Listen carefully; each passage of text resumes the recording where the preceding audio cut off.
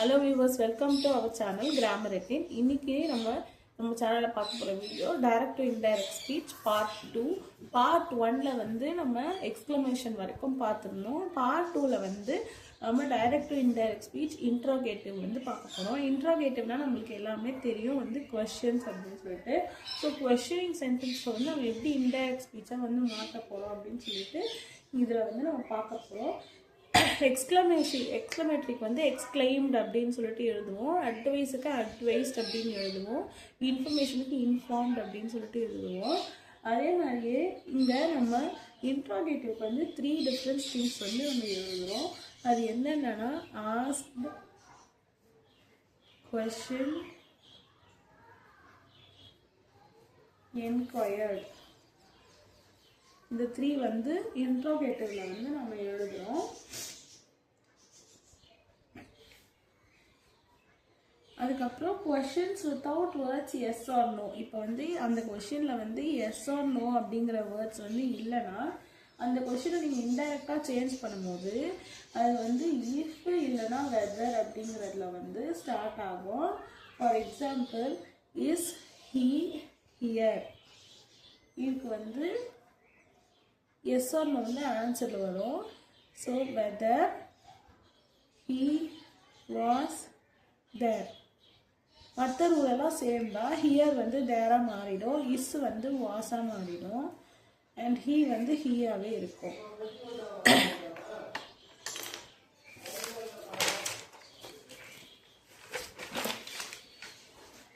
So next one,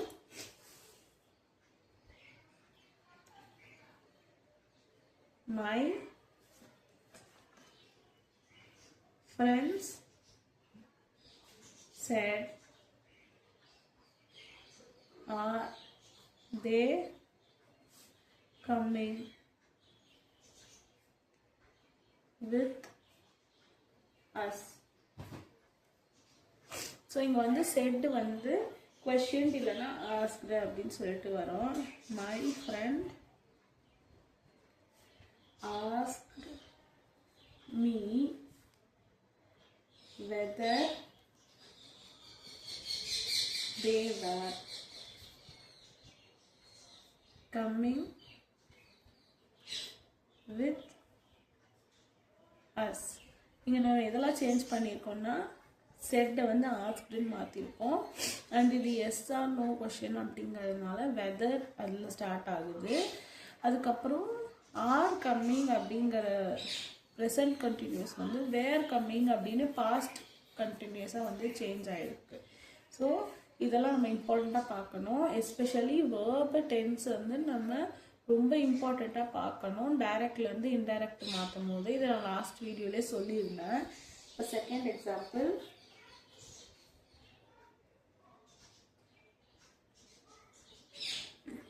I said, were they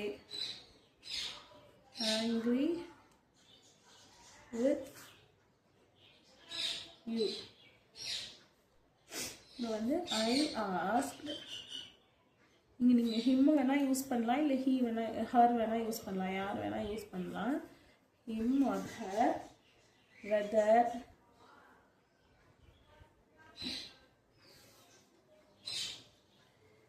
they had been angry with him or her. இங்கே set ஆஸ்க்டாக மாறிடுச்சு. And இது S or no question இருந்தாலும் weather அப்படின்னு use பண்ணியிருக்கோம். Next இங்கே வேர் angry அப்படின்னு past tense கொடுத்துருக்காங்க, சிம்பிள் பாஸ்ட் டென்ஸ். ஸோ நீங்கள் அதை பாஸ்ட் பர்ஃபெக்டாக மாற்றணுன்றது உங்களுக்கு நல்லாவே தெரியும். ஸோ அதனால had been angry past perfect continuous had been angry அப்படின்னு சொல்லிட்டு எழுதியிருக்கோம்.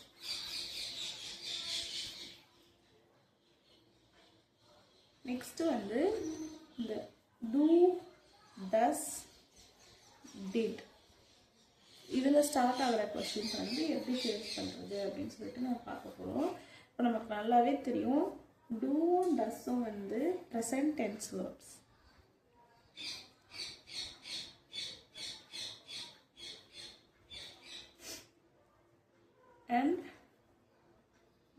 வந்து past tense.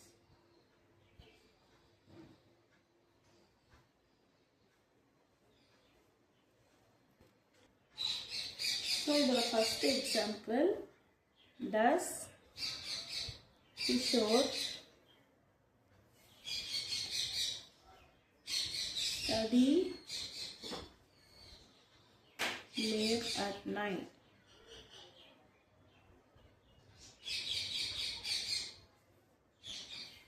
Said Sanya. இது பார்த்தீங்கன்னா does Kishore study late at night, இதுவும் வந்து எஸ் ஆர் நோ கொஷின் தான். ஸோ இதுவும் வந்து நம்ம வெதராக சேஞ்ச் பண்ணணும் அப்படிங்கிறத வந்து மறக்காதீங்க. ஸோ நீங்கள் என்ன பண்ண போகிறோம்னா சானியா செட் அப்படிங்கிறத வந்து Sania asked whether Kishore studied late at night. இப்படி வந்து நம்ம எழுத போகிறோம். ஸோ இங்கே வந்து ஸ்டடி அப்படிங்கிறது வந்து சிம்பிள் ப்ரெசன்ட், அதை வந்து நம்ம சிம்பிள் பாஸ்ட்டுக்கு வந்து மாற்றிட்டு ஸ்டடிட் அப்படின்னு வந்து எழுதுறோம். Next example, did anyone ring the bell now? Ask the guest. இதை வந்து நம்ம எப்படி சேஞ்ச் பண்ண போகிறோம்னா இதுவும் வந்து நமக்கு வந்து எஸ் ஆர் நோ கொஷின் அதுதான் வந்து வருது. ஸோ வெதர் தான் யூஸ் பண்ண போகிறோம். The guest asked whether anyone had rung the bell then. இதில் நம்ம என்னெல்லாம் சேஞ்ச் பண்ணியிருக்கோம் அப்படின்னா the guest asked-ன்னு இருக்கிறது வந்து அப்படியே எடுத்து எழுதிக்கணும். எஸ் ஆர் நோ கொஷின்றதுனால வெதர்ன்னு சொல்லிட்டு போட்டுக்கணும். anyone வந்து அப்படியே போட்டுக்கிட்டு had rung the bell then, இங்கே வந்து ரிங் அப்படிங்கிறது வந்து இருக்குது, அது வந்து நம்ம had rung அப்படின்னு சொல்லிட்டு மாற்றிருக்கோம். நவ்வை வந்து நம்ம வந்து தென்னாக எழுதியிருக்கோம்.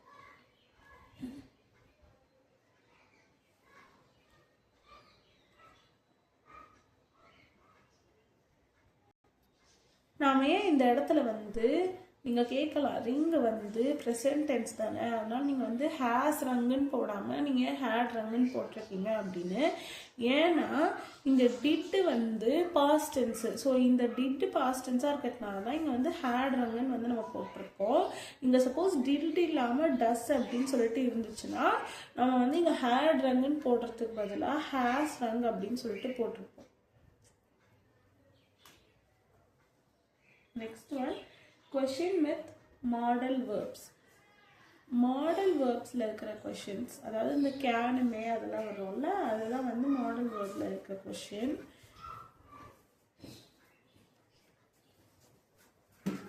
Example, Ravi said, has the project been submitted last evening? Ajay.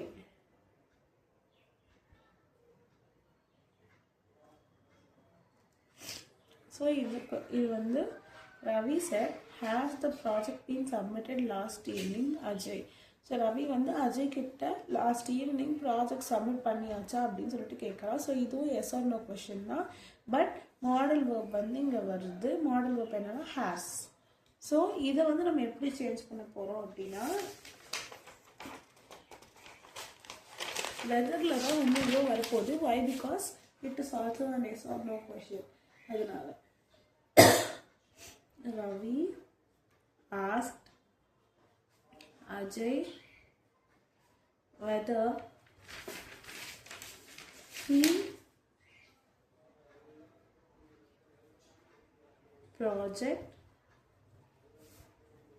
had been submitted the previous evening. So இங்கே வந்து ஏன் வந்து had been submitted அப்படின்னு சொல்லிட்டு எழுதியிருக்கோம்னா இதுக்கு முன்னாடி வந்து has been submitted அப்படின்னு சொல்லிட்டு இருக்குது. ஸோ has been submitted வந்து present perfect continuous tense, அதாவது நம்ம past perfect continuous tense-ஆக மாற்றும் போது had been submitted அப்படின்னு சொல்லிட்டு நம்ம எழுதுகிறோம். And also yes or no கொஷின்ஸுக்கு வந்து நம்ம வெதர்ஸ் வந்து யூஸ் பண்ணிகிட்டு இருக்கோம். அண்ட் லாஸ்ட் ஈவினிங் வந்து நமக்கு ப்ரீவியஸ் ஈவினிங்காக வந்து மாறி இருக்கு. Next WH questions.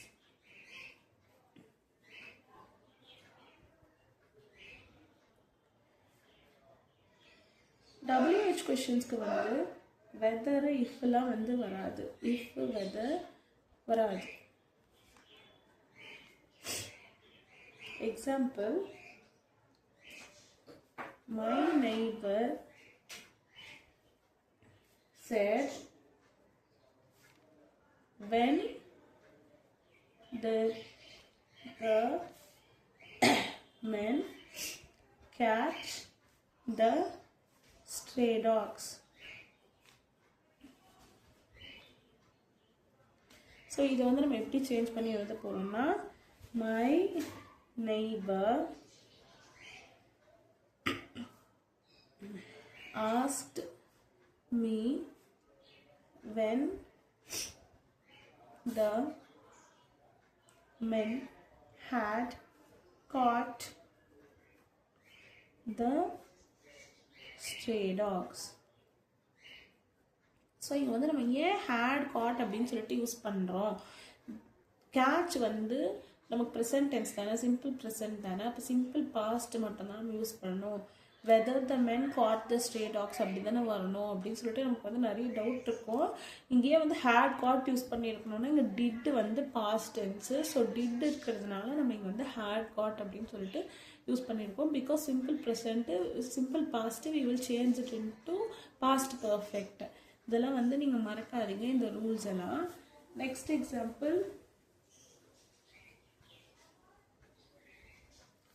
father said to mother, why was Anu crying when she returned from school? So இதை வந்து நம்ம எப்படி சேஞ்ச் பண்ண போகிறோம்னா father asked mother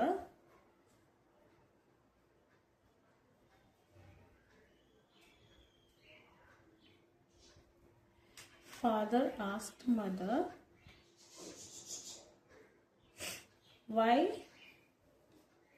Anu had been crying when she had returned from school. So இங்கே வந்து 2 types of tense changes வந்து நடந்திருக்கு. ஃபஸ்ட்டு ஃபாதர் ஆஸ்ட் மதர் வந்து எழுதிட்டோம். And why Anu had been க்ரையிங்னு நம்ம ஏன் எழுதிருக்கோம்னா பிகாஸ் இங்கே வந்து வாஸ் க்ரையிங் அப்படின்னு சொல்லிட்டு நமக்கு வந்து பாஸ்ட் கண்டினியூஸில் இருக்குது. ஸோ அதை நம்ம வந்து பாஸ்ட் பர்ஃபெக்ட் கண்டினியூஸில் வந்து சேஞ்ச் பண்ணியிருக்கோம். ஹேட் பீன் க்ரையிங் அப்படின்னு சொல்லிட்டு இது வந்து பாஸ்ட் கண்டினியூஸில் இருந்ததை வந்து நம்ம பாஸ்ட் பர்ஃபெக்ட் கண்டினியூஸில் வந்து மாற்றிருக்கோம். நெக்ஸ்ட்டு இங்கே ரிட்டர்னுன்னு வந்து நமக்கு சிம்பிள் பாஸ்டில் வந்து இருக்குது. ஸோ சிம்பிள் பாஸ்டில் இருக்கிறது பாஸ்ட் பர்ஃபெக்டில் வந்து மாற்றணும். So when she had return அப்படின்னு சொல்லிட்டு நம்ம வந்து எழுதியிருக்கோம். Simple past will change it to past perfect.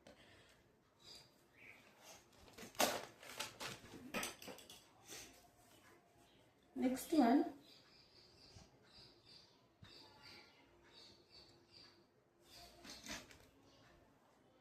how did he get it? He asked. asked how he had got it. So இங்கே வந்து ஏன் ஹேட் காட் அப்படின்னு நம்ம யூஸ் பண்ணியிருக்கோம் அப்படின்னா இங்கே டிட் இருக்கிறதுனால நம்ம ஹேட் காட் வந்து யூஸ் பண்ணியிருக்கோம். இங்கே டிட் இல்லாமல் டஸ் இருந்துச்சுன்னா நம்ம ஹேவ் காட் வந்து நம்ம யூஸ் பண்ணுவோம். ஸோ அதுலேயுமே நான் ஒரு சென்டென்ஸ் வந்து நம்ம எழுதி காட்டுறேன். How does she win? They asked. They asked how she has won. So இங்கே டஸ் இருக்கிறதுனால இங்கே ஹேஸ் யூஸ் பண்ணியிருக்கோம். இங்கே டிட் இருந்தால் இங்கே வந்து ஹேட் தான் வந்து யூஸ் பண்ணணும்.